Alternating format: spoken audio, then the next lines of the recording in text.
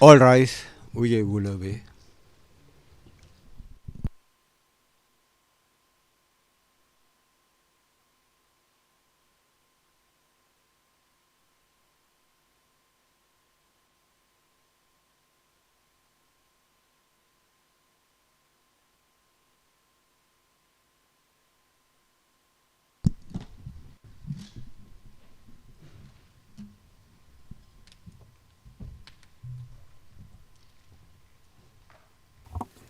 Good morning again, everyone.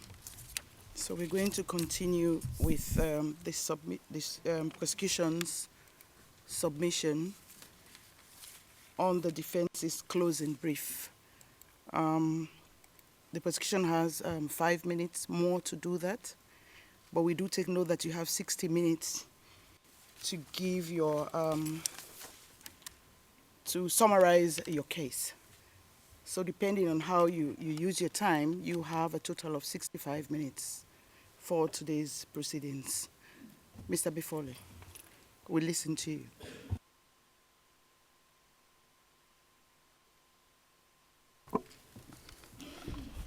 Thank you, Your Honors. In my submissions, I will address the issues raised by the defense at paragraph 600 to 638 of the defense closing brief in relation to the mode of liability. In the submissions, the defense contend that direct co-perpetration as a mode of liability has no basis in the statute or the case law of the court. They also contend that circumstantial evidence is insufficient to prove a common plan. And they also contend that essential contributions cannot be made to the crime.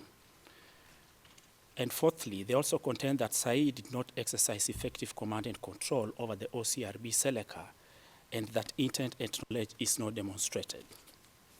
Your Honors, turning on to the first issue, at paragraph 600 to 602, the defense argues that direct co-perpetration as a mode of liability is a creation of the prosecution and that it has never been endorsed by the judges of this court.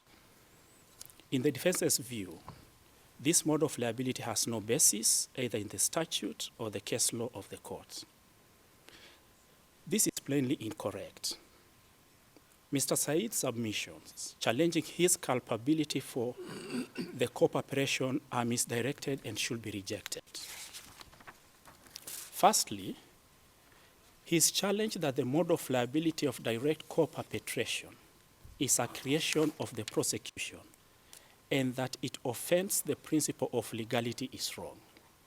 This mode of liability flows from the plain terms of Article 25(3)(a) and has been confirmed by the appeals chamber, including in the Onquen Appeal Judgment number 2022, paras 627, as read with 636 and 637. In paragraph 627, the appeals chamber deals with three forms of commission in Article 25(3)(a), one of which falls under the category of joint commission, in brackets, or co-perpetration, namely direct co-perpetration. The appeals chamber explained as follows.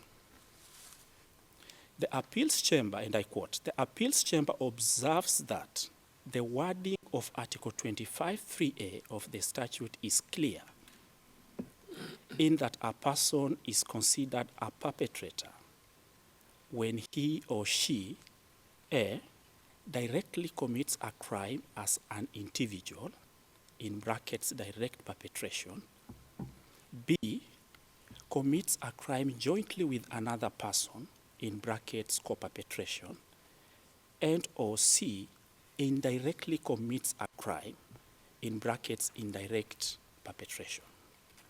In this regard, indirect perpetration refers to situations when the perpetrator uses another person as a tool to commit a crime. The provision clarifies in this regard that it is irrelevant whether or not the direct perpetrator is criminally responsible, him or herself. Your Honors, in that appeal judgment, The second form of commission, that is number B, is what the prosecutor in this case calls direct co-perpetration. Is what the prosecutor calls direct co-perpetration to refer to the same form of commission which the appeals chamber simply describes as commits a crime jointly with another person. The appeals chamber also distinguishes it from indirect perpetration, which it addresses as the third form of commission. Namely, indirectly commits a crime. In paragraph 636 and 637, the appeals chamber then deals with the fourth form of commission, namely indirect co-perpetration, which involves joint indirect commission of crimes, namely jointly using other persons to commit crimes. Therefore, direct co-perpetration is well established in the court's jurisprudence as a form of commission under Article 25(3)(a). Secondly, this mode of liability is directly reflected in Article 25(3)(a) of the statute itself. This provision provides expressly for criminal responsibility for a person who commits a crime jointly with another. That is, for co-perpetration. Since Article 25(3)(a) further provides also for responsibility for crimes committed through another person, there are thus two variants of co-perpetration.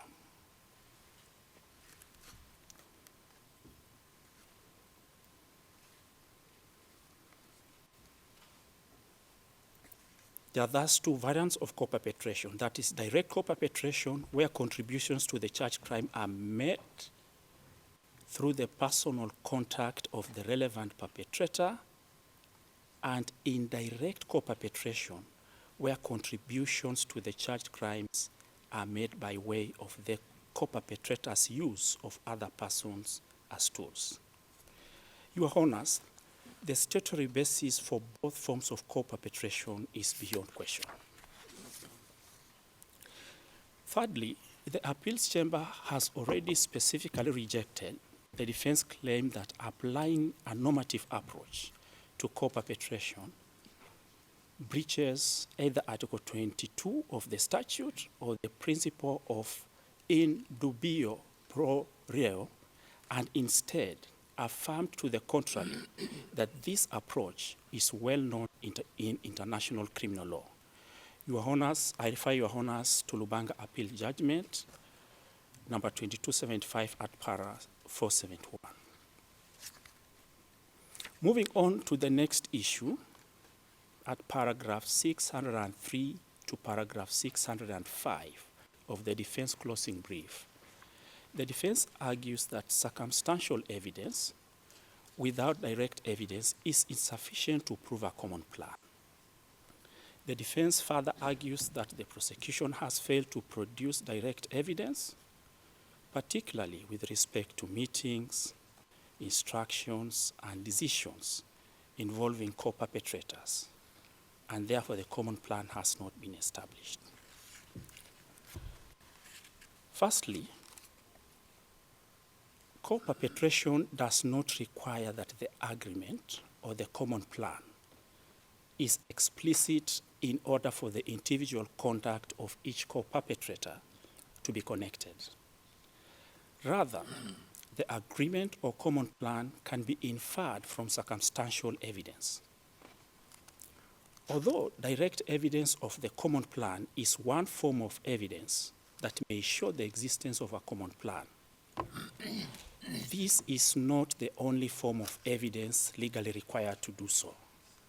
I refer Your Honors to the Lubanga trial judgment number 2842 at para 988. Secondly, and to the contrary, a common plan may be proven either directly or circumstantially from the concerted actions of the co-perpetrators or even with third parties, and the subsequent conduct of the co-perpetrators. I refer your honors to the appeals judgment number 2275 in the case of Bemba and 4 others at paragraph 764. Thirdly, there is no bar to a trial chamber using evidence to infer either backwards or forward in time an accused involvement in a common plan. And I refer your honors to the Bemba appeal judgment at para 1306. In this case, the prosecution has demonstrated that a common plan may be inferred from the concerted commission of the crimes as described at paras 124 to 303 of the prosecution closing brief. 2, from the actions of the co-perpetrators, including those of Said, such as arresting, detaining, and violently interrogating perceived Bosisi supporters at the OCRB as described at paras 124 to 303 and paras 304, 345 of the prosecution closing brief. And thirdly, from the subsequent conduct of the co-perpetrators at the SEDAT, including Adam, Tahir, and Dambucha, among others as described at paras 55, 72 to 75 of the prosecution's closing brief. The prosecution, Your Honors, has therefore demonstrated that Said and other co-perpetrators acted pursuant to a common plan, to which they made essential contributions with intent and knowledge. Turning on to the next issue, at paragraph 605 and 610 of the defense closing brief, the defense claims that the basis for listing the individuals as co-perpetrators in this case is unclear. In the defense's view, some individuals who ought to have been included in that list were wrongly excluded. This claim by the defense is unfounded. It is the prosecution, not the accused, that determines the scope of the charges for submission to the pre-trial chamber for confirmation, based on the evidence available to it.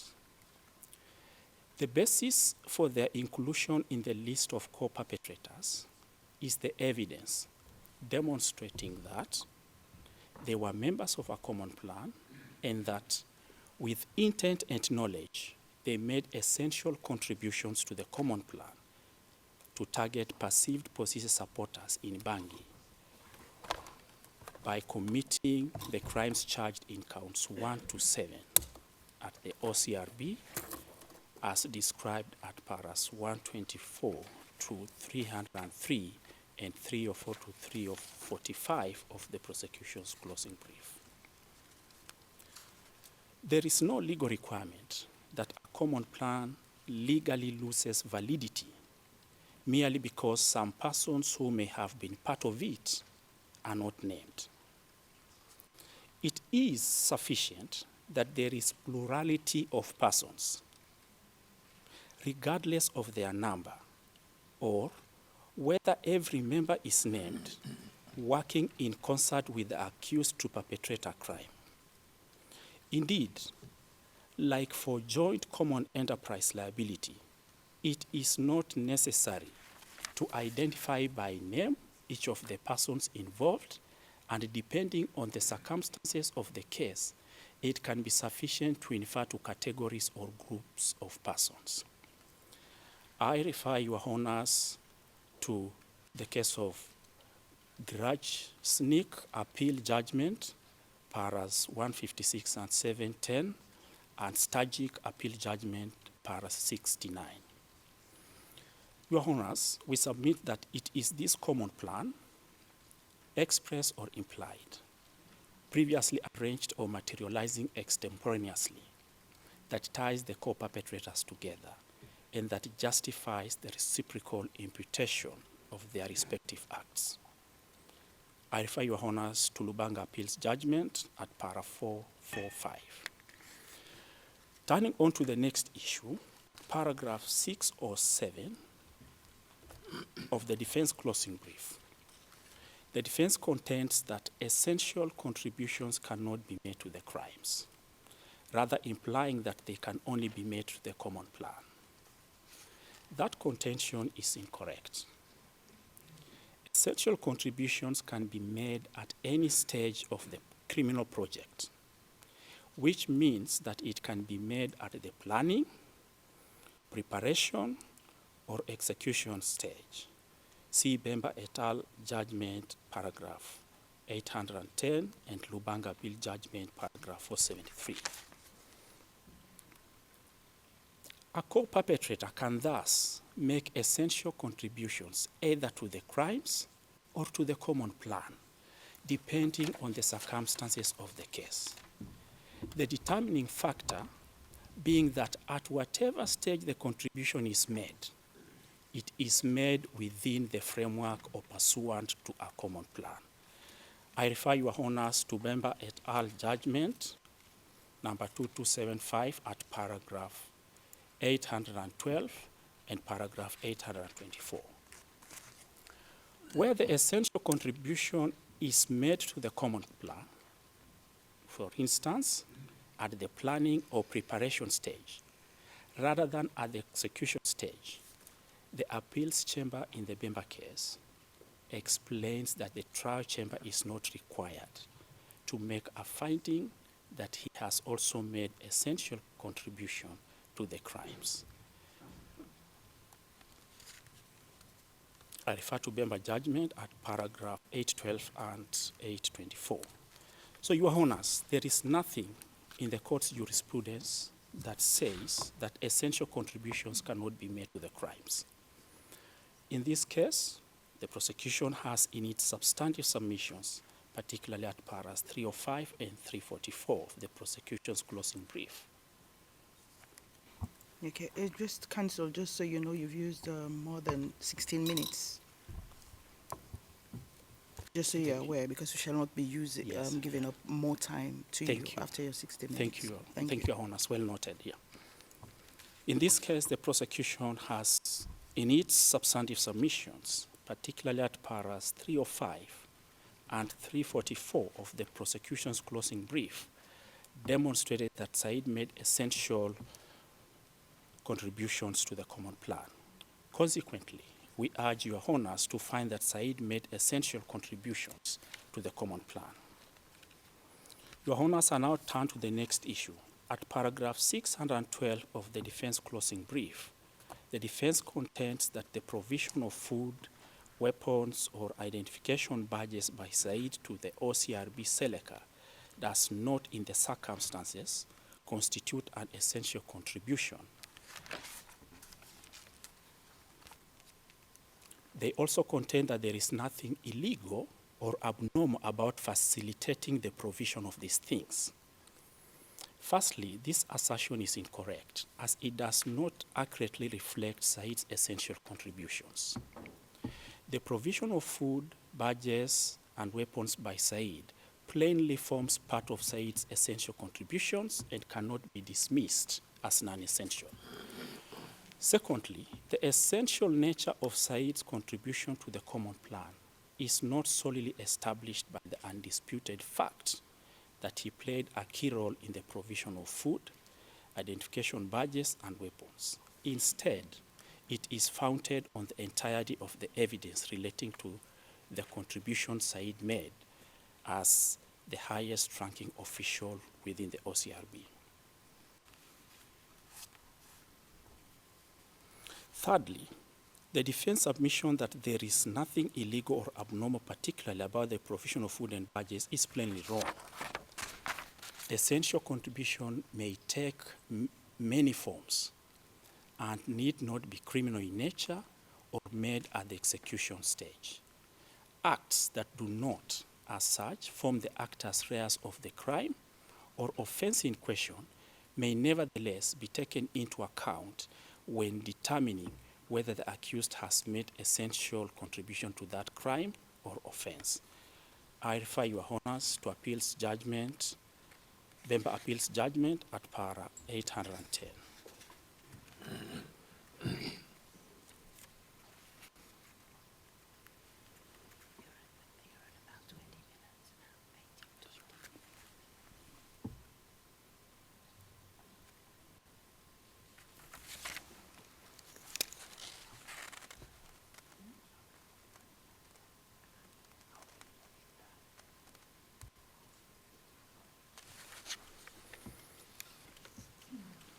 Your Honors, I now turn to the next issue at paragraph 613, 615, 618 to 627 of the defense. The defense contends that Said should not incur liability for the crimes committed by the co-perpetrators, and in which Said is not mentioned. We submit that as a co-perpetrator, it is not necessary for Said to make an essential contribution to each criminal incident, provided that the incidents occur within the framework of a common plan, to which Said as a co-perpetrator made an essential contribution with intent and knowledge. I refer to paragraph 812 in the Bemba et al. Appeal judgment.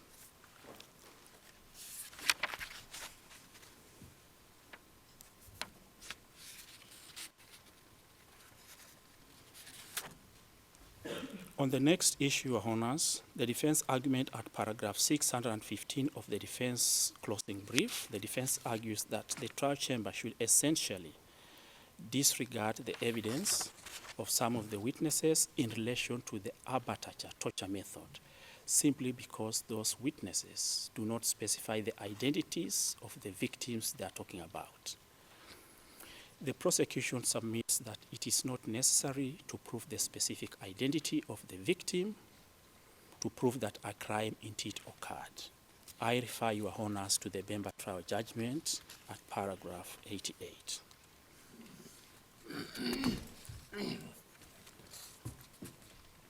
On the next issue, the defense argues at paragraph 630 to 631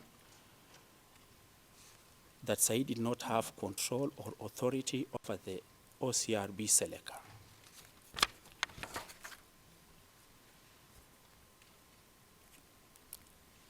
It is our submission that at paragraphs 337 to 342 of the prosecution's closing brief, the prosecution has demonstrated that Said exercised effective command and control over the OCRB Seleka.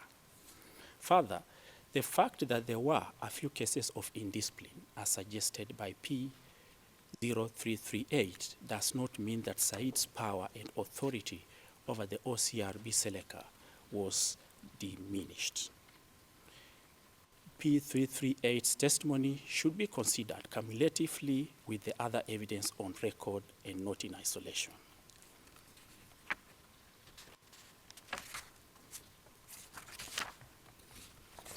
And finally, turning on to the issue of intent and knowledge, at paragraph 636 to 638, the defense contends that the prosecution has failed to demonstrate Said's intention and knowledge. Your Honor, we submit that, as established in the court's jurisprudence, the mental element can be established on the basis of the totality of evidence, including, but not limited to, the accused position in the common plan and his role in and essential contribution to the commission of the crimes. I refer Your Honors to Al-Mahid Article 58 decision, para 177, and Pemba et al. Judgment, para 1308. And with that, I conclude my submissions and pass over the floor to Ms. McQuire. Thank you. Thank you very much, Counsel. Ms. McQuire.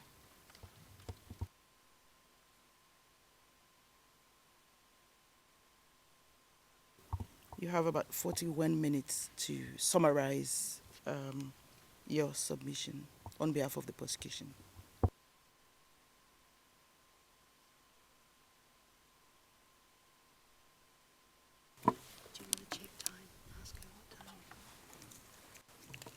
Sorry, Madam President, I didn't have my headphones. How many minutes do we have remaining? You have about 41 minutes. You end at 12:49. Okay. Thank you, Your Honors, and good afternoon. I shall now begin summing up aspects of our case. And for those aspects, we will not be able to summarize before you because of time. We adopt our pleadings in the closing brief, Madam President, Your Honors.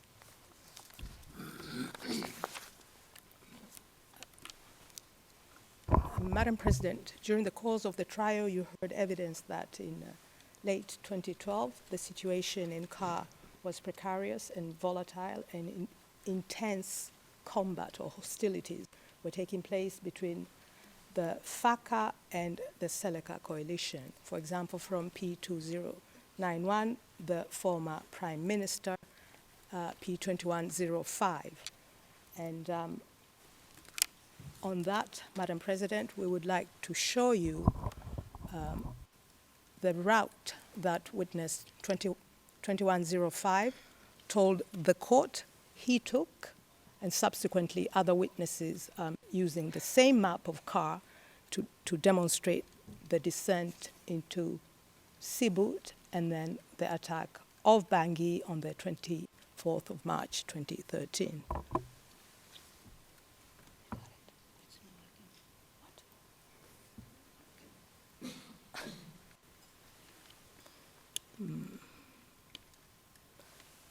Now, what we have before us, I'm trying to get it on my screen.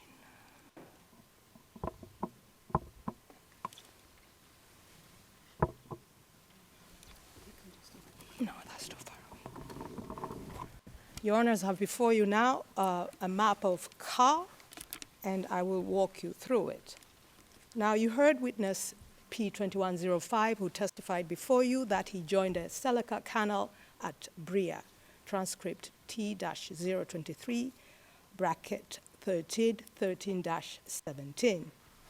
And during his evidence, you may recall, Your Honors, he annotated this map explaining the routes that the Seleka commanders took with their troops on their descent to Bangui. Can I please have the next slide? Now, P2101 left Bria, and then he went to Bambari. He traveled with his commander from Bria to Bambari, and he noted that other commanders had also left Bambari ahead of them to go to Sibut, while some were going through the bush and Grimari. P21 also recounted, Your Honors, that when the Seleka columns left Bambari, another column of Seleka with a different command left Cabo, and then another one, Kaga Bandoro. You can see it before you on the screen to the left, and then through Dekoa to go to Sibut. P2105 further testified that the aim of all these Seleka groups was to converge in Sibut, transcript 0223-17-18. At this time, he told you, Your Honors, that he was aware that government members had stayed in Sibut, and some Seleka leaders were also there, as well as members of the government, as I've stated. He also explained in his testimony that there were South African troops, the CEAC, stationed at Damara. He told you, Madam President, they were stationed at Damara because there was a red line that demarcated the separation between the government troops and the Seleka troops, what was then known as the red line of Damara, and you can see it on the map. He also told you that intense fighting on the night of the 23rd of March took place as the Seleka tried to push forward to Bangui. Another witness who gave evidence on this is P0342, an overview witness, Madam President, Your Honors. You would recall his extensive evidence and his involvement. For identification reasons, I will not go any further. 342 told you that the Seleka went through different provinces of Kar and of the political negotiations of senior members of the Bozize government and the Seleka at Sibut. Before you, Madam President, you do have here, and according to the evidence on record, as spoken to by 342, you do have here a picture of the former president with the red scarf, Mr. Joe Todia. And to the right, you have Mr. Nuruddin Adam with the green scarf. Can it be shown to the public? Yeah. Sorry. Yes, of course. P3042 also told you, Your Honors, at this point in Damara, the Seleka were amassing. They were meeting up. They were grouping.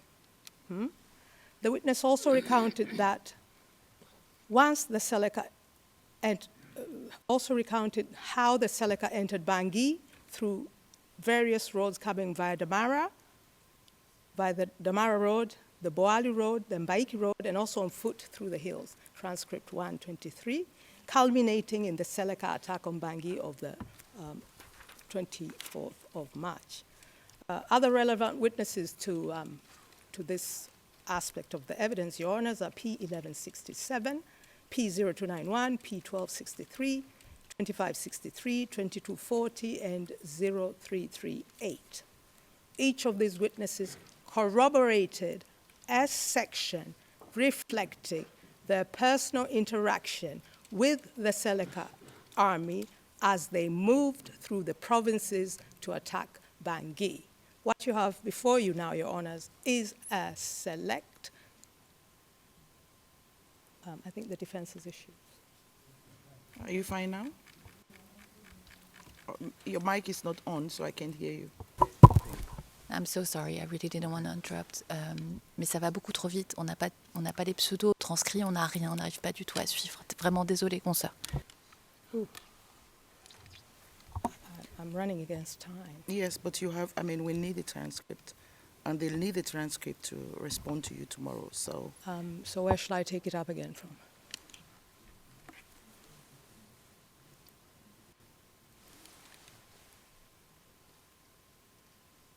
Would you like me to repeat? Alors, on n'a pas du tout la liste des pseudonymes. Donc, la liste de pseudonymes que vous venez de donner, si vous pouviez avoir la gentillesse de la répéter, ce serait très utile.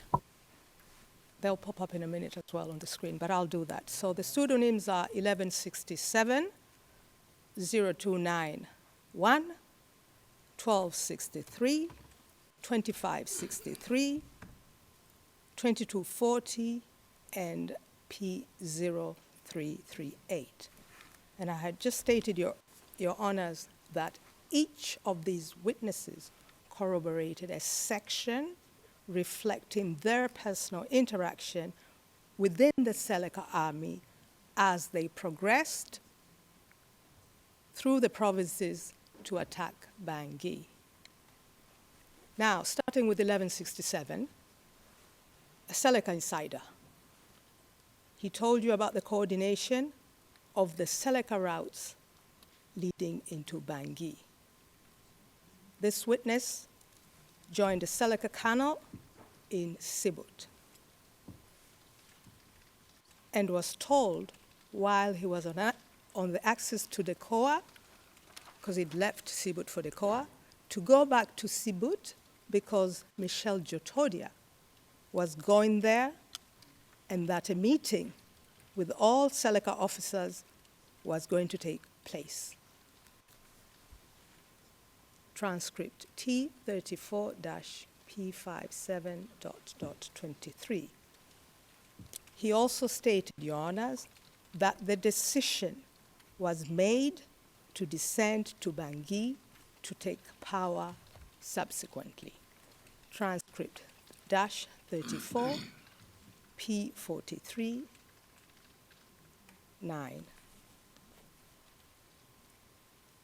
Additionally, he stated that another Seleka section or column was to go to Bwaka, Bosangoa, and Bosembele, while the second section was to go from Sibut to Bangui via Damara. The witness stated, and I quote, Bwaka had fallen, Bosangoa had been attacked, and the section which had attacked Bosangoa was moving on to Bosembele,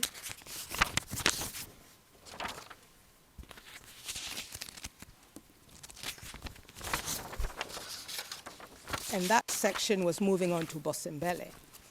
This witness, who's an insider, as I've stated, Madam President, also testified that there was a certain amount of resistance at Damara. There was fighting. Transcript -34, P43.22. While there, he heard that another group had left Bambari with their commander also on their way. While there, he also witnessed some FOMAC, Chadian contingents, giving ammunition or munitions to the Seleka. He also heard that the South African soldiers were blocking the route to Bangui. This meant the Seleka, or some Seleka, had to go via Lando and Boali in order to arrive in Bangui on the 24th of March, transcript T34, P65. The former Prime Minister of Car also appeared before you, Your Honors, and he provided evidence on the meeting with Jotodia in Sibut. He told you of the intention of pacifying the Seleka and restricting their movements. But the Seleka had issued a 72-hour ultimatum to the Bozize government, and if their demands were not met, they would take arms again. Transcript -061, English version at 31.1-33.15. The Prime Minister also explained that there were two fronts at this point on the Damara Road and another battle on the Bosembele Road. He confirmed that the fighting culminated in the Seleka overthrowing the government of Bozize on the 24th of March. A crime-based witness, P1263,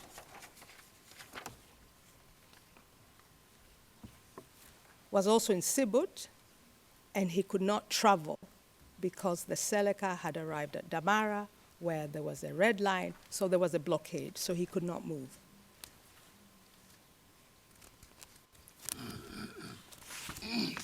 He testified because of this red line, they were stopped from going into Bangui.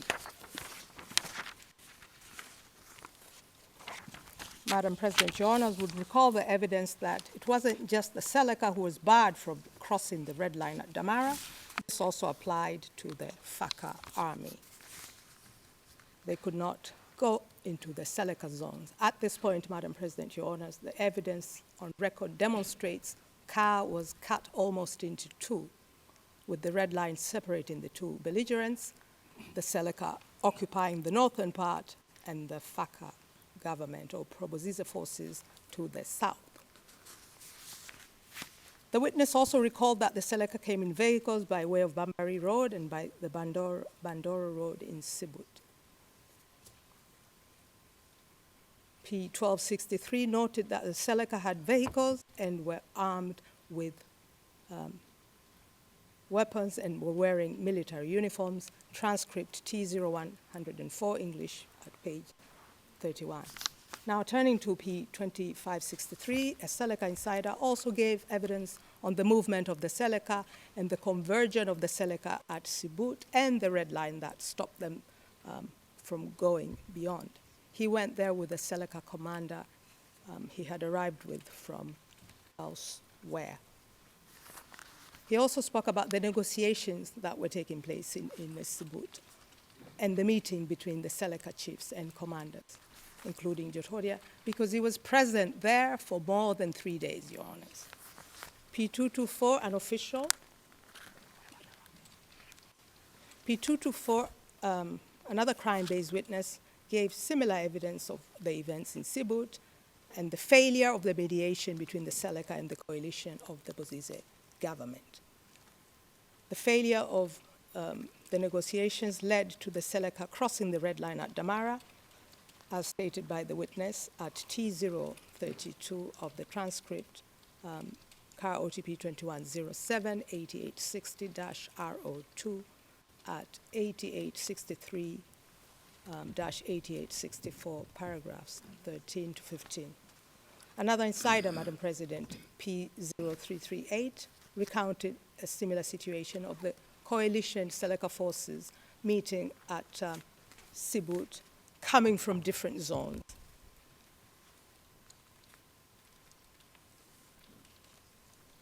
He also spoke about the red line to you and other members of government who had subsequently left Sibut to return to Bangui.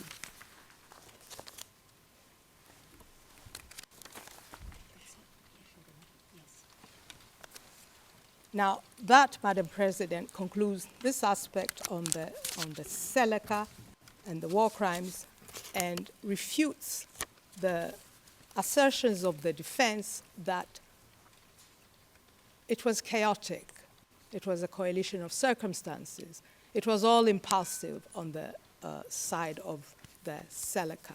It was not. There was clear organization, different Seleka columns and sections converging in Sibut before the planned attack on Bangui, ousting President Bozize on the 24th of March. At this stage, Your Honors, I'm going to call on Ms. Ndagire to submit to you on the persecution. Thank you very much, Counsel. Ms. Ndagire, please.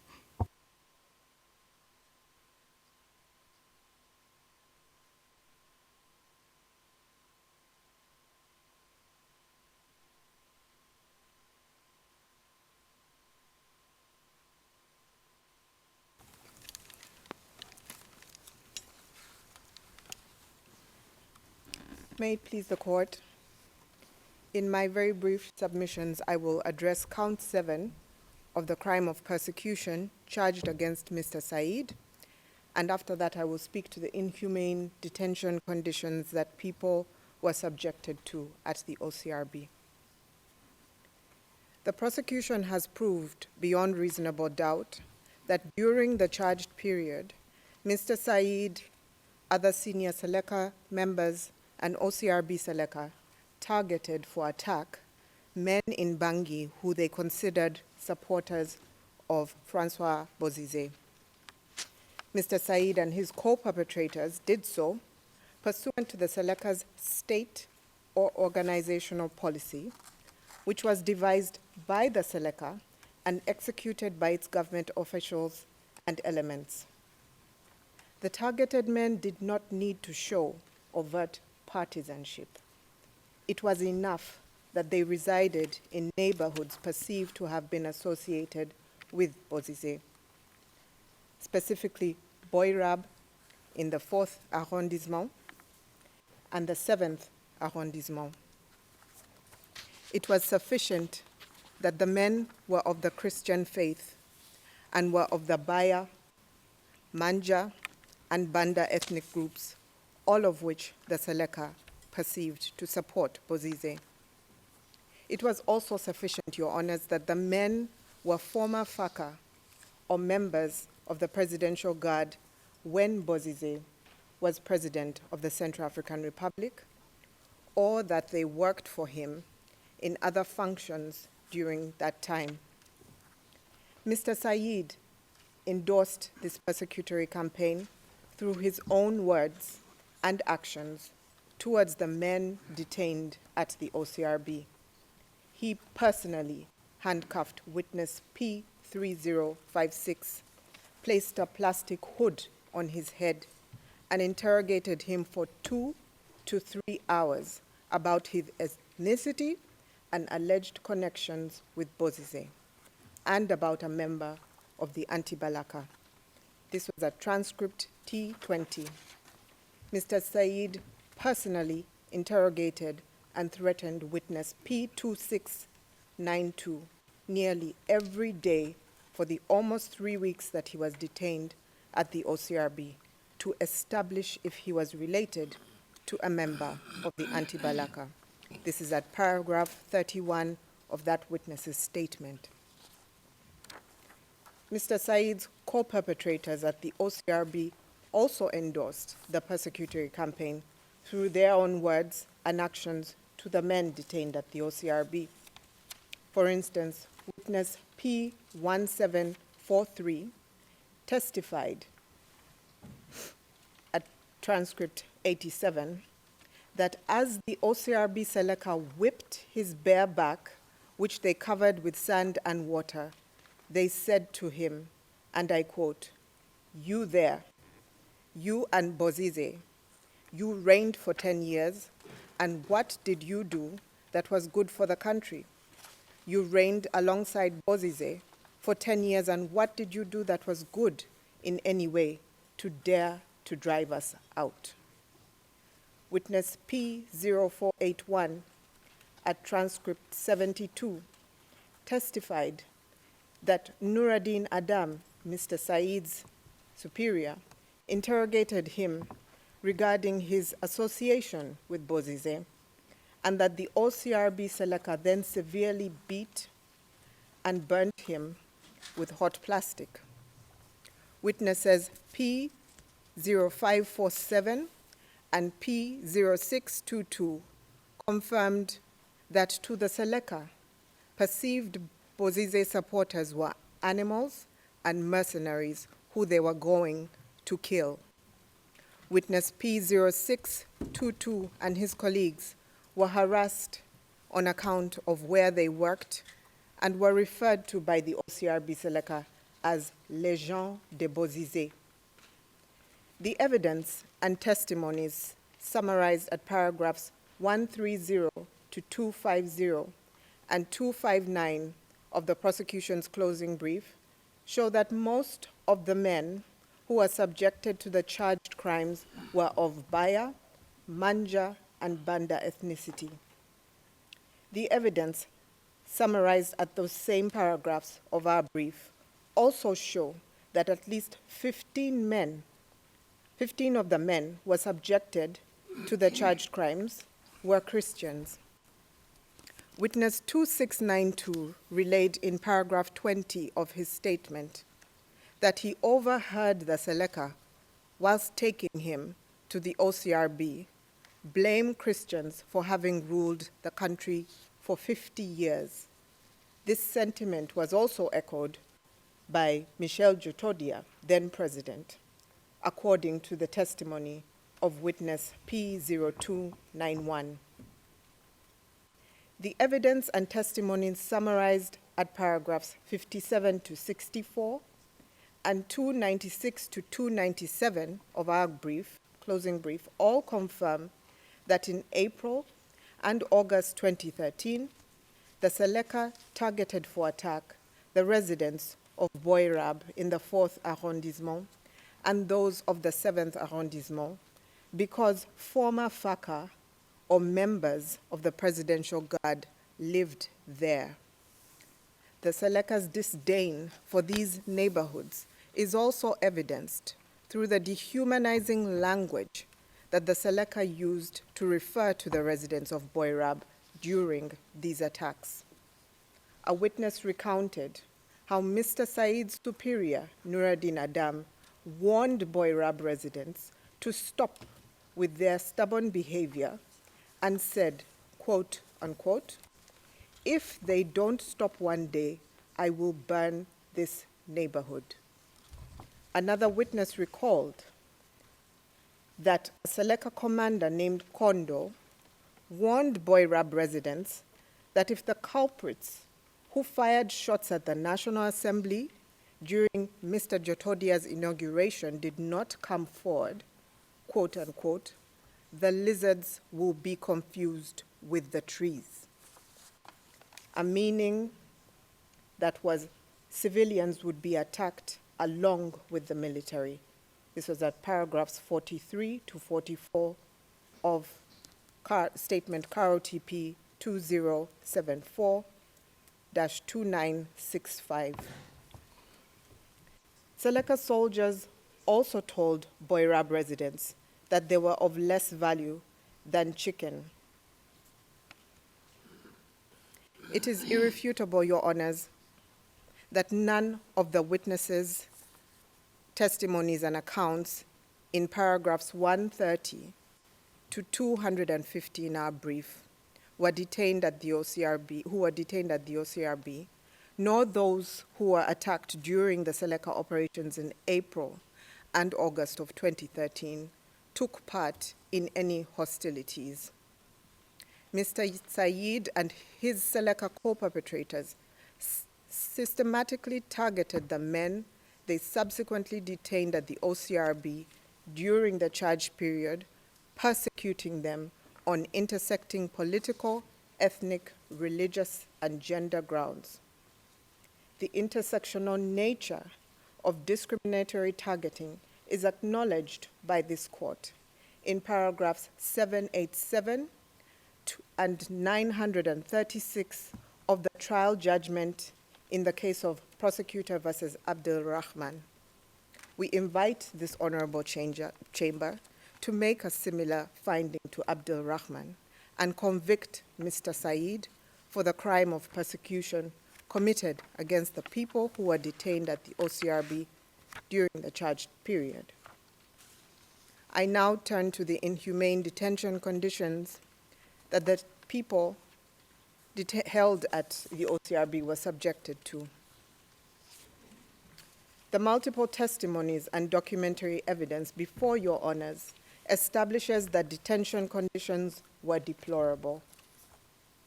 Detainees were cramped into dark, hot cells in the compound or courtyard of the OCRB, and others were detained in a dark and filthy underground cell beneath Mr. Said's office in the main building. The evidence summarized at paragraph 257 of our closing brief establishes that at least 25 men were detained in the underground cell that you now see on your screens to the left throughout the charged period. Witnesses P3056, P3053, P3064, and P2400 at transcripts 20, 30, 74, and 75, all testified about their lived experiences having been personally detained in this underground cell at the orders of Mr. Said. Witnesses P2179, P2400, P3056, P3064, and P0547 described that the underground cell beneath Mr. Said's office was dark and filthy, infested with cockroaches, lizards, human excrement, and had an unbearable smell. Not only does this underground cell symbolize how Mr. Said and the OCRB Seleka severely deprived the liberty of the people they detained at the OCRB, it is a stark reminder of Mr. Said's close proximity to the charged crimes, which he cannot convince a reasonable chamber he was unaware of. The evidence before you shows that while Mr. Said was in charge of the OCRB during the charged period, people detained there did not receive medical attention. During his detention, witness P2400 did not receive any medical care from Mr. Said or the OCRB Seleka for the bruises and bleeding head injury he sustained while being held at another Seleka base in Bangui. Witness P0547 was tortured and cruelly treated by the Seleka at the OCRB over whom Mr. Said had command. The OCRB Seleka later mocked 0547 because he could not physically get out of the underground cell due to the severity of his injuries. Your honors heard evidence that detainees in the underground cell could not leave or get out at will. Witness 547 recalled how on one occasion he and his co-detainees negotiated with the Seleka guarding the underground cell to let them out in order to have something to drink or take medication. On that occasion, the Seleka permitted the detainees to come out because Mr. Said was not at the OCRB. But when Mr. Said returned and found the detainees outside, he instructed them for them to be returned to the underground cell immediately. And this was in the testimony provided in transcripts 13 and transcripts 16. The conditions in the cells within the OCRB courtyard were equally dismal, Your Honors. Witness P0622 recounted that the cell he was detained in was overcrowded, such that it was impossible to lie down on the ground. Witness 2692 recounted in order to sleep, detainees in his cell had to lie on their sides, head to toe, and take turns with those that were sitting on the ledge along the wall of the cell. This is at paragraph 29 of his statement. Witness P2263 recounted that there was no water or place to relieve oneself inside the cells, and that the toilet outside was full of feces. The OCRB Seleka gave P2263 and his co-detainees empty water bottles in which to urinate. Witness P0481 testified at transcript 72 that the OCRB Seleka bound his hands for the first 10 days he was detained at the OCRB. His hands then remained bound while he slept, and even when he needed help from another detainee to ease himself in a bucket within the cell where he was detained. This is a transcript 72, pages 31 to 33. You have about 10 minutes more, Counsel. Okay. The evidence on record establishes that the detainees at the OCRB were not provided with adequate food or water. Witnesses P1429, P2931, P3056, P3064, and P2337 told Your Honors that some detainees at the OCRB relied on their families to provide them with food. However, witness P0622 and his cellmates had no choice but to drink their own urine in order to survive and avoid dying of thirst. This was relayed by the witness at paragraphs 59 and 62 of his statement. The evidence establishes that witness P2241's right to liberty was violated on account of her detention at the OCRB for 2 weeks on no charge made known to her.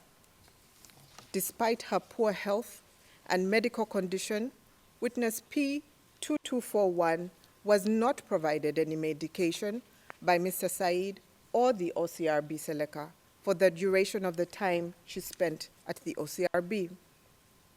And despite her family paying a ransom to Mr. Said, witness P2241 was not released. I refer Your Honors to the English transcript of the witness at transcript 48. Witnesses P3056, P3053, P3064, P2400, P2179, P0547, P0622, P2692, P2263, P0481, P1429, P2931, P2337, P2241, and P2339 all gave credible, reliable, and coherent accounts about how dire and inhumane the detention conditions at the OCRB were from their own observation and or lived experience. They all confirm that the conditions were not fit for human beings, depriving them of their most basic rights and subjecting them to severe physical and mental suffering. This chamber must therefore find Mr. Said guilty in respect to count 1 on the premise of his role at the OCRB, his participation in and proximity to the crime of imprisonment or the severe deprivation of liberty of the aforementioned people who were detained at the OCRB. I now invite Ms. Makwaya to provide our concluding remarks. I thank you. Thank you very much, Council. Ms. McQuire, please. You have about 5 minutes to conclude. Thank you, Madam President, Your Honors.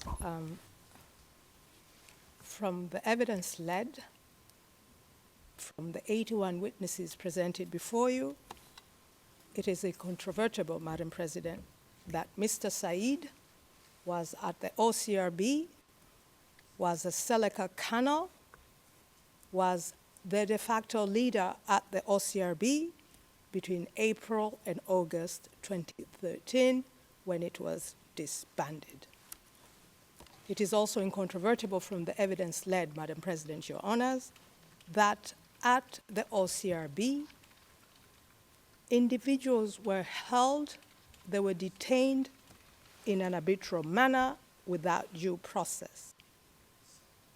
Similarly, Your Honors, it is incontrovertible, in the very proximate of Mr. Said's office, there was an underground cell.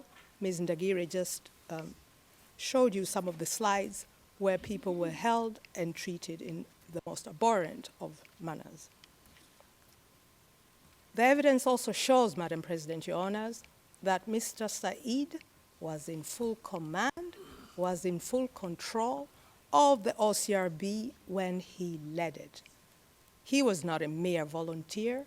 He was not a mere support staff, as the defense of Mr. Said would have you believe. Having said that, Your Honors, we thank you for listening to our submissions today and respectfully request that you find Mr. Said guilty of the charged crimes from count 1 to 7. The prosecution has the onus, the prosecution has the burden to prove its case beyond a reasonable doubt, and it is our submission we have done so. Thank you, Madam President, Your Honors. We remain available for any questions. Thank you very much, Counsel, and thanks to the prosecution team. With the accommodation of the registry and, of course, the defense, we're going to ask Ms. Pele to make your own submission on behalf of the victims of the crimes as charged. Ms. Pele, please.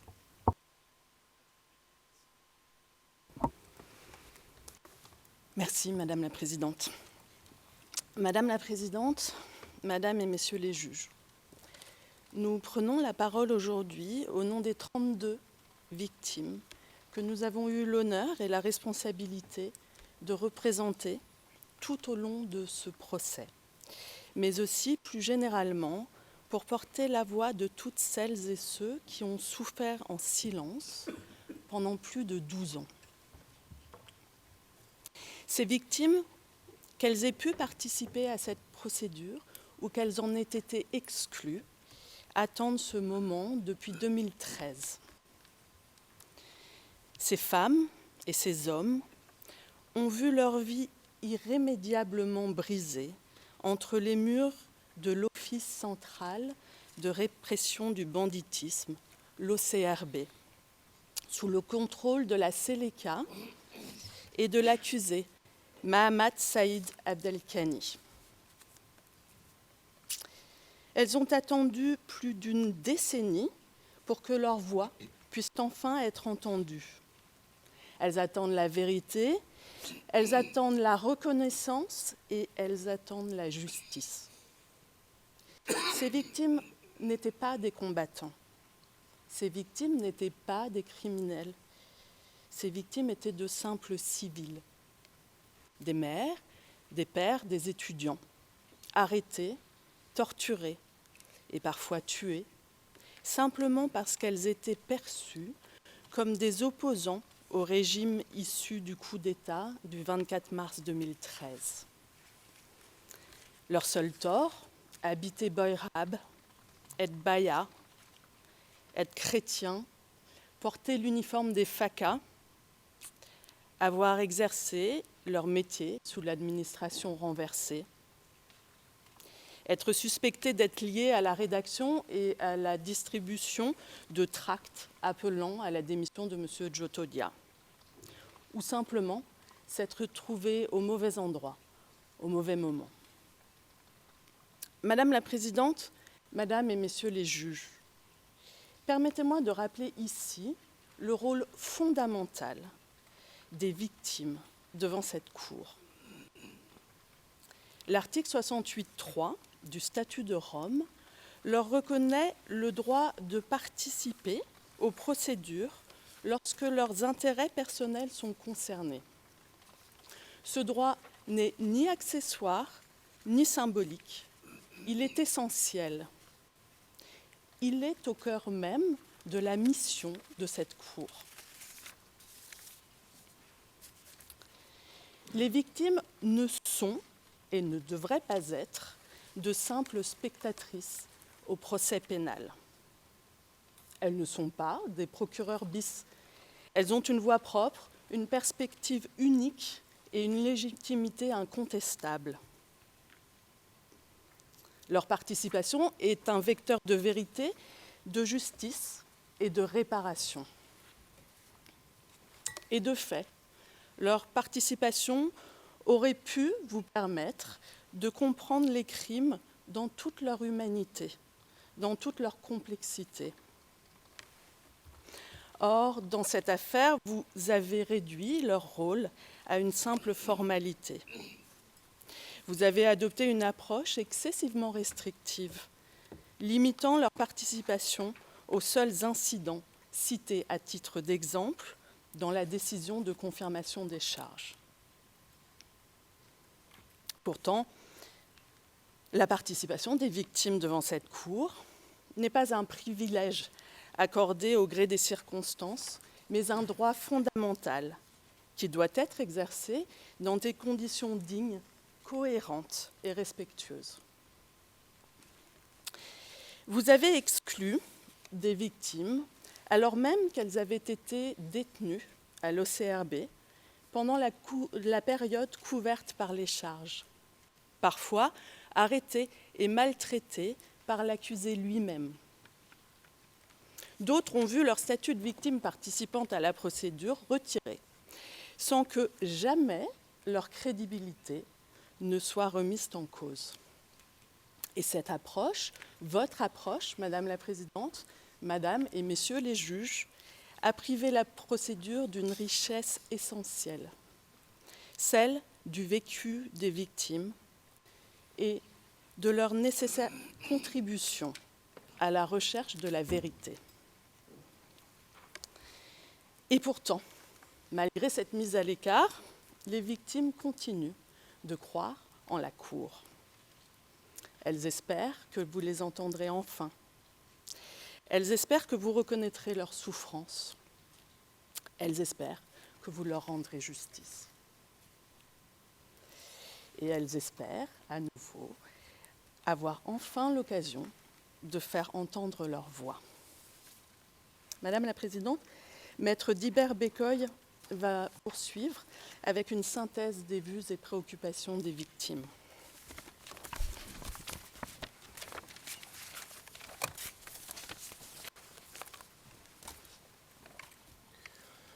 Lors d'une récente mission à Bangui, les victimes qui participent à la présente procédure ont exprimé avec force leurs attentes, leurs souffrances persistantes et leurs souhaits quant au jugement à venir. Malgré la diversité de leur vécu, un message commun se dégage. Elles veulent être entendues, reconnues et protégées contre l'oubli. Certaines insistent sur l'importance capitale que la Chambre prenne pleinement en compte la réalité de ce qu'elles ont vécu. Selon A/70-297/22, je cite, « Il est important que les juges gardent en mémoire le vécu des victimes quand ils se retireront pour rendre leur jugement. » D'autres victimes ont souligné que leur souffrance n'est pas limitée dans le temps ou par les bornes juridiques de ce dossier. A/70-303/22 souligne, je cite, « Je suis en vie, mais la souffrance continue. » Tandis que A/70-294/22 rappelle que, je cite, « L'état de santé des victimes se dégrade au fil des ans. » Plusieurs victimes ont exprimé leur profonde déception face à l'étendue limitée de l'affaire et au sentiment d'une justice imparfaite, puisque d'autres crimes commis par l'accusé n'ont pu être examinés. A/300-04/24 insiste sur le fait que, je cite, « Les victimes ont été oubliées alors que les coupables ont été récompensés. » Et A/70-299/22 ajoute, je cite, « Je veux retrouver une forme de quiétude grâce à la condamnation de l'accusé. » Les victimes ont vécu la réalité des faits. Elles espèrent vraiment que justice soit faite. Pour donner l'exemple aux autres criminels, pour beaucoup d'entre elles, la stigmatisation demeure une réalité quotidienne. A/70-295/22 explique que, je cite, « Les victimes sont stigmatisées. Les gens pensent qu'elles ont été arrêtées parce qu'elles avaient fait du mal, ce qui les empêche de retrouver un emploi et une place dans leur propre communauté. Nombre d'entre elles continuent de vivre avec les séquelles psychologiques des tortures, des violences et de la terreur imposée par l'accusé. » A/70-290/22 confie, je cite, « Je garde en mémoire les tortures que j'ai subies. Je suis mal à l'aise avec le passé. » A/70-311/22, quant à lui, admet être énervé à chaque fois qu'il repense aux événements. D'autres encore, à l'instar de A/70-293/22, insistent sur le fait, je cite, « La souffrance des victimes doit être reconnue. Cette souffrance est inoubliable. » Plusieurs victimes se sont exprimées précisément sur le rôle de l'accusé. A/70-313/22 déclare sans ambiguïté, je cite, « Saïd m'a frappé. Saïd ne veut pas être acquitté, c'est impossible. » A/70-298/22 parle quant à lui d'actes de barbarie et estime que, je cite, « L'accusé doit prendre conscience de ce qu'il a fait. » Enfin, A/360/22 résume la perspective de beaucoup. Je cite, « L'accusé doit se mettre à notre place. Nous sommes des humains, pas des animaux. » Et derrière chaque témoignage se trouve aussi un chemin de résilience, souvent solitaire. A/70-289/22 exprime la douleur de devoir continuer à vivre à côté de ceux qui les ont persécutés. Je cite, « Nous faisons un effort pour vivre avec nos ennemis. On porte chaque jour le poids des tortures subies. Il est très important de reconnaître notre statut de victime face à nos bourreaux. »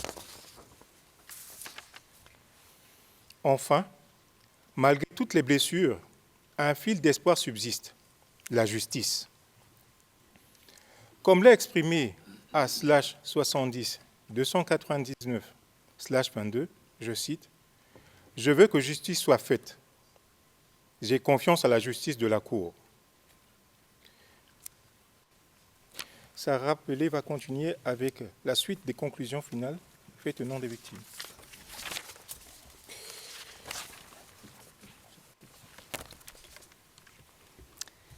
Madame la Présidente, Madame et Messieurs les juges, les éléments portés à votre attention sont accablants.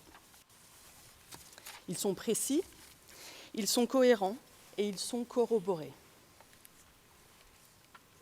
Ils décrivent une campagne systématique de terreur orchestrés par la Seleka et exécutés sous le commandement du colonel Mahamat Saïd Abdelkani à l'OCRB.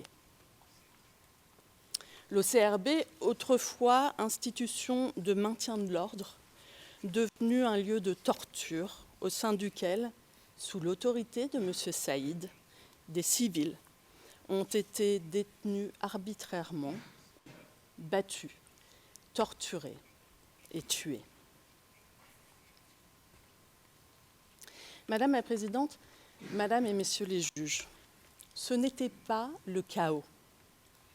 M. Saïd était présent chaque jour, contrôlant ce qui se passait au sein de l'OCRB. Il tenait des réunions, donnait des ordres, approuvait des tortures, observait les passages à tabac, encaissait les rançons. Il n'était pas un simple spectateur. Il était l'architecte de la souffrance infligée aux victimes. La défense a tenté de semer le doute. Mais la spéculation, Madame la Présidente, Madame et Messieurs les juges, ne saurait constituer un doute. La défense n'a pas contesté les faits essentiels. Elle n'a pas présenté de preuves pour réfuter les crimes. Elle s'est contentée de centrer son argumentation sur une interprétation politique du contexte en République centrafricaine, à l'époque des faits, vue sous un prisme occidental et sur le parcours personnel des témoins. Mais la vérité demeure. Les victimes ont été détenues. Les victimes ont été maltraitées. Les victimes ont été torturées et les victimes ont été tuées. Et M. Saïd était aux commandes. Les preuves démontrent que ces actes ne résultaient pas de comportements isolés, de subordonnés incontrôlés. Ils répondaient à un schéma, à une politique de contrôle par la terreur. Et l'OCRB était un rouage essentiel de la domination de la Seleka sur Bangui. Et l'OCRB était, je le rappelle, placé sous le commandement de M. Saïd. Madame la Présidente, Madame et Messieurs les juges, l'approche restrictive de la Chambre en matière de participation des victimes a été, pour elle, profondément douloureuse. Pour beaucoup de victimes ont été exclues malgré des liens évidents et étroits avec les crimes.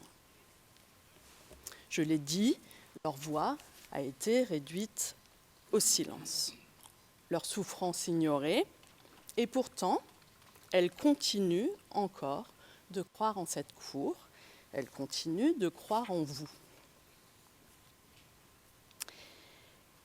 Les victimes que nous représentons n'appellent pas à la vengeance, elles cherchent à comprendre. Elles veulent savoir pourquoi elles ont été arrêtées, battues, torturées, humiliées. Pourquoi leurs proches ont été enlevés ou exécutés, parfois sous leurs yeux.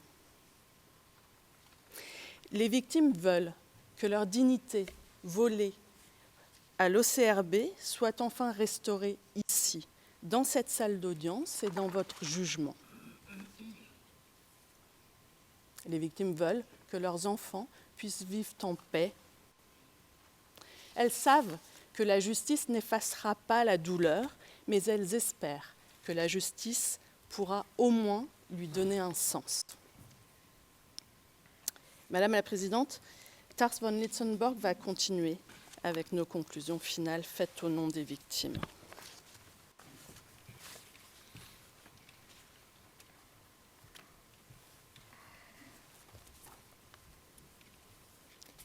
Madame la Présidente, Madame et Messieurs les juges, les crimes commis à l'OCRB n'étaient pas des crimes isolés. Ils s'inscrivaient dans un plan coordonné, exécuté avec intention. L'ascension de la Séléka s'est faite par la violence. Leur pouvoir s'est bâti sur la peur. Les preuves démontrent l'existence d'une politique visant à cibler les civils. Les victimes ont souffert physiquement, psychologiquement, matériellement. Comme l'a rappelé Maître Libert Bécoy, elles vivent avec des cicatrices, des traumatismes, des pertes. Elles ont perdu leur maison, leurs moyens de subsistance, leurs proches. Elles ont été humiliées, stigmatisées et oubliées. Mais aujourd'hui, elles sont là, debout. Et elles vous demandent une chose, la reconnaissance. Elles vous demandent de déclarer Mohamed Saïd Abdelkani coupable de tous les chefs d'accusation. Madame la Présidente, Madame et Messieurs les juges, la justice ne se limite pas à la sanction. Elle est aussi porteuse de reconnaissance. Elle est porteuse de dignité. Elle est la garantie que ce qui s'est passé à l'OCRB ne se reproduira plus. Les victimes ont fait leur part. 84% d'entre elles ont témoigné. Elles ont revécu l'horreur. Elles ont fait confiance à cette cour en mettant leur douleur entre vos mains. Les témoignages convergent. Les conditions de détention à l'OCRB étaient inhumaines. Les détenus étaient entassés dans de petites cellules, sans lumière ni aération, couchés à même le sol de ciment, privés d'eau, de nourriture et de soins. Beaucoup d'entre eux ont dû se soulager dans des seaux qui vidaient chaque matin sous la surveillance de soldats armés.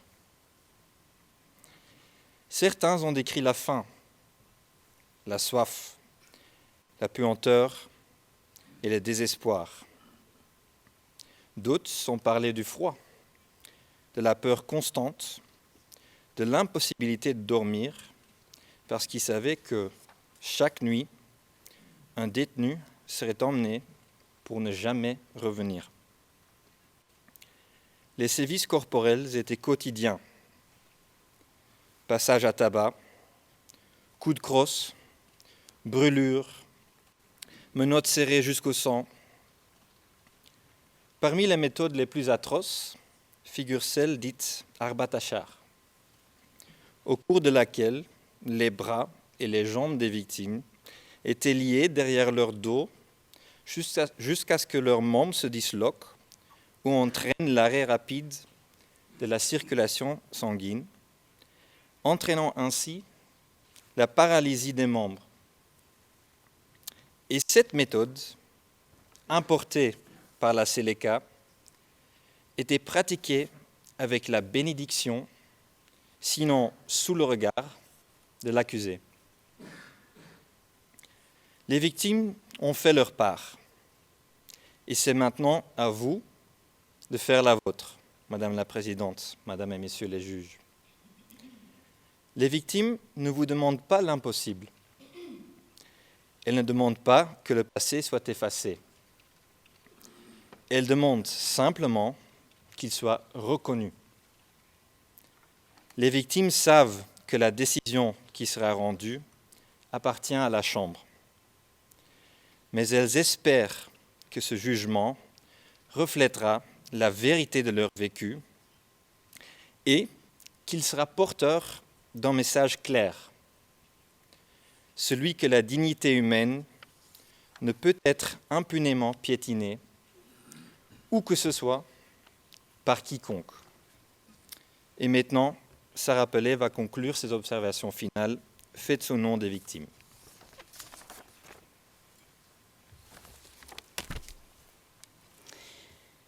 Madame la Présidente, Madame et Messieurs les juges, nous soumettons respectueusement que les éléments de preuve établissent, au-delà de tout doute raisonnable, la responsabilité pénale de M. Mahamat Saïd Abdelkani pour les crimes qui lui sont reprochés.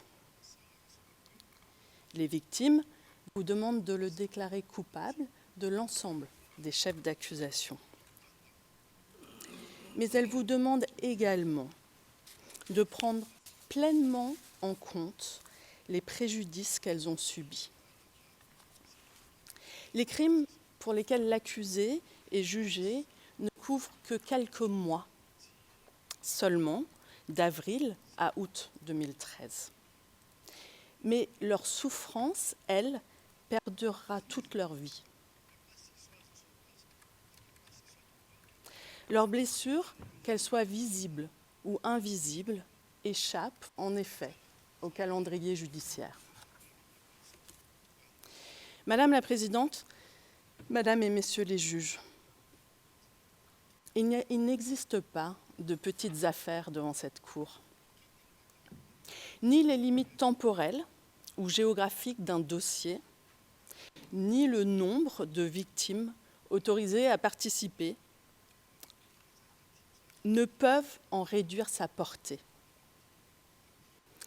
Chaque victime de crime relevant de la compétence de la Cour porte en elle la trace d'un monde brisé.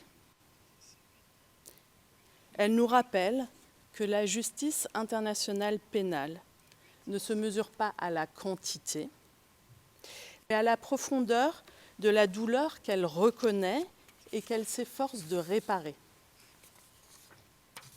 Certaines victimes ont confié, comme nous l'avons rappelé, leur peine de constater qu'une partie de ce qu'elles avaient vécu n'a pas pu être examinée par cette Cour.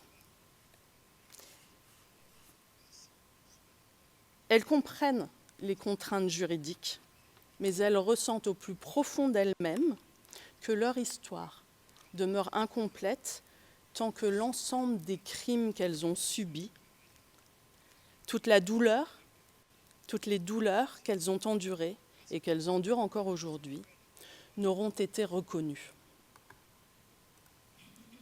Enfin, les victimes souhaitent que ce jugement, votre jugement, soit un message à tous ceux qui pensent pouvoir torturer et tuer en toute impunité. Qu'il soit un pas vers leur guérison. Cela conclut, Madame la Présidente, Madame et Messieurs les juges, les conclusions finales faites au nom des victimes. Je vous remercie. Thank you very much, Ms. Pele, for your submissions on behalf of the victims. We wish to assure you that we have not forgotten the victims. Our job is to balance the rights of the victims and their alleged suffering with procedural correctness, together also with the rights of the accused. And as I say, this does not mean that the victims are forgotten. I thank you all for today's submissions, that is the prosecution and the representatives for the victim, all three of you. And with that, we will adjourn today's hearing till we meet again tomorrow at 9:30 when we shall hear counsel, maybe one or two counsel or three counsel for the defense on behalf of Mr. Said. So with that, I rise the court for 9:30 tomorrow. Thank you. All rise, veuillez vous lever.